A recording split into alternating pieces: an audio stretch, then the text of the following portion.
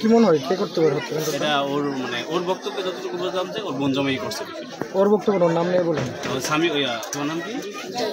জাহিদ। হচ্ছে সকাল 7টায় আমার বাড়িতে লোক গিয়েছে। লোক যাওয়ার পর আমি আমার আনসাইনে দেখে কাঠের উপরে 2টা লাশ। মেয়ে মানুষ, যার মেয়ের নাম হচ্ছে। আসসালামু আলাইকুম, আমি রানিং মহিলা মেম্বার বলছি। অ্যাকচুয়ালি আমি সকালবেলা আসার পরে ওই যে ভাইয়ের কাছ থেকে শুনতে পেলাম যে ওর দোলা ভাই নাকি ওর দুজন দুই বোনকে মেরে ফেলছে। তো কি জন 2টা বোনকে একসাথে হত্যা করা হয়েছে। এই যে বড় বোনের হাজব্যান্ড সে পলাতক আছে, তাকে আমরা দিতে পারার জন্য অলরেডি আমাদের টিম নেমে গেছে।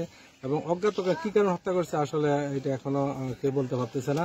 গত রাত্রে 11টা থেকে আজকে ভোর 5টার মধ্যে যে কোনো সময় 2 বোনকে হত্যা করে সে পলাতক হয়ে যায়। আর লাশের ময়না তদন্তের জন্য আমরা সুরতাল রেডি করেছি অলরেডি, এবং ময়নাতদন্তের জন্য ব্রাহ্মণবাড়িয়া সদর হাসপাতাল প্রেরণ করা হচ্ছে। অভিযোগ সাপেক্ষে আইনগত ব্যবস্থা গ্রহণ করা হবে।